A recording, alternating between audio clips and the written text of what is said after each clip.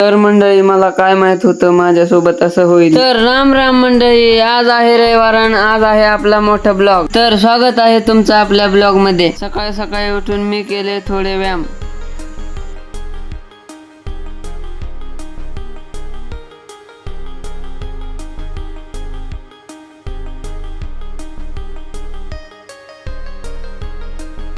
तर मंडळी, झाला आहे आपला व्यायाम. तर मला जायचं होतं पप्पांसोबत गावात. तर मंडळी, आलो आहे मी गावातून.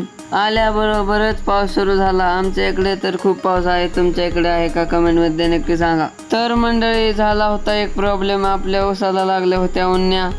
जिथे जिथे उन्या लागल्या आहेत तिथलची कांडी काढून आपल्याला तिथे दुसरी कांडी लावायची आहे.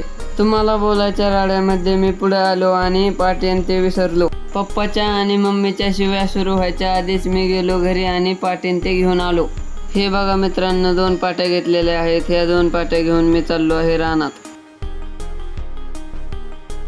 तर मंडळी, पप्पांचं आणि दादाचं असं बारीक निरीक्षण चालू होतं.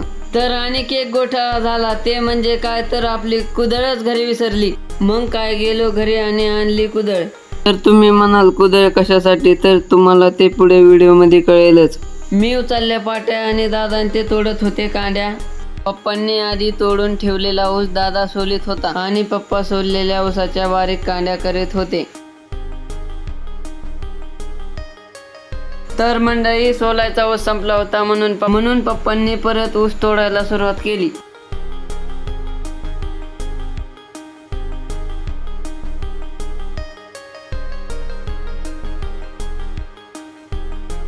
दादाने खूप सोललं होतं म्हणून तो दमला होता. म्हणून मी त्याच्या हातातला ऊस घेतला आणि म्हणलं मी थोडं सोलतो. तर मी लागलोय ऊस सोलायला म्हणल्यावर मग काय 5 मिनिटातच सोलून घेतला. तर मंडळी, ऊस सोलून तोडून झाला होता. आपल्याला त्या कांड्या पाटीत भरून लावायच्या ठिकाणी न्यायच्या होत्या. तर मी लागलो पाटीत कांड्या भरायला.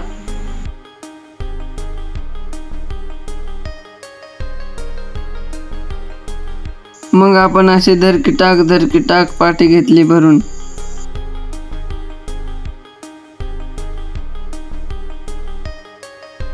तर मंडळी, अशी सरसर पाटी भरून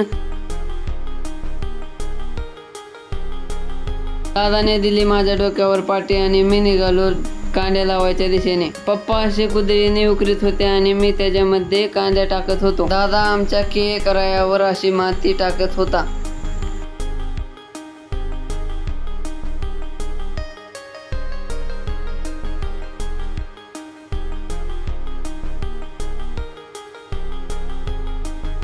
कांड्या संपल्या होत्या म्हणून दादा गेला कांड्या आणायला. पाटी शेणाने भरली होती म्हणून त्याने डोक्यावर न टेकवता अशी हातात उचलून आणली. आईची आणि पप्पांची अशी चर्चा चालू होती. लावायचं बेन संपलं होतं म्हणून दादाने सुरुवात केली तोडायला बेन. त्याकडे दादाने असं बेन तोडून घेतलं. तर मग काय, दादाने तोडलेलं बेन मी असं सोलून घेतलं.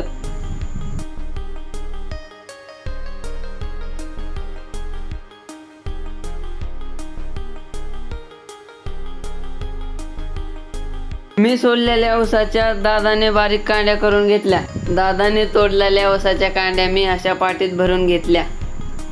मग काय, दादाने घेतली उचलून पाटी आणि निघाला कांड्या लावायच्या दिशेने.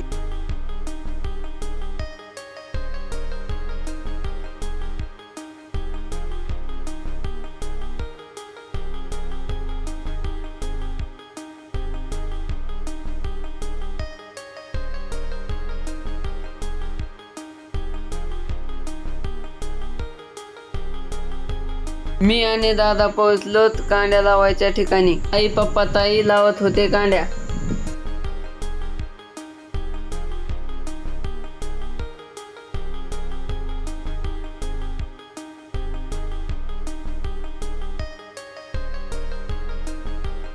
कांड्या संपल्या होत्या म्हणून मी गेलो कांड्याची पाटी भरून आणायला.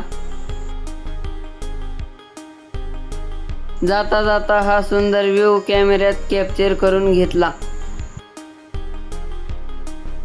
जाता जाता आला पप्पाचा फोन की मोटर चालू कर. मग मी म्हणलो करतो.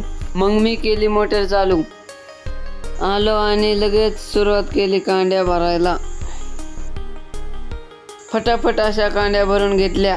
दादाला म्हणलो घे पाटे डोक्यावर आणि जा कांड्या लावायच्या ठिकाणी. ज्या ज्या ठिकाणी ऊस उन्हाने खाल्ला आहे त्या ठिकाणी पप्पांनी उकरून घेतलं आणि ताईने त्यामध्ये ऊस टाकला आणि ताईने माती ढकलली.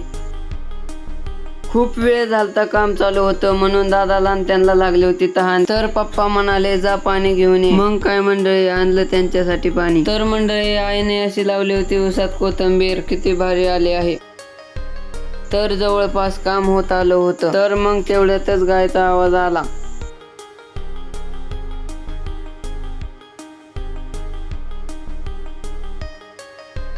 मग काय आई म्हणाली गायला वाढ टाकून ये. मग उचलला एक वाड्याचा भेडा आणि मी निघालो गायच्या दिशेने. मग काय गायला वाढ टाकलं. तर गाय म्हणाली 5 मिनिटं लेट झालास. मी म्हणलं एवढ्या वेळेस का, पुढच्या वेळेस ध्यानात ठेवेल. खूप वेळ झालता विहिरीत मोटर चालू होती म्हणून म्हणलं बंद करावा. तर मला माहित नव्हतं की माझ्यासोबत असं घडेल. तर मला बसला शॉक मंडळी. तर मंडळी मला शॉक बसण्याचं कारण असं की एकतर पाऊस पडला होता, दुसरं तर मी पायात चप्पल घातली नव्हती, त्यामुळे मला शॉक बसला. त्यामुळे तुम्ही काळजी घेत जा. आजचा ब्लॉग येथेच संपला. भेटूया पुढच्या ब्लॉग मध्ये.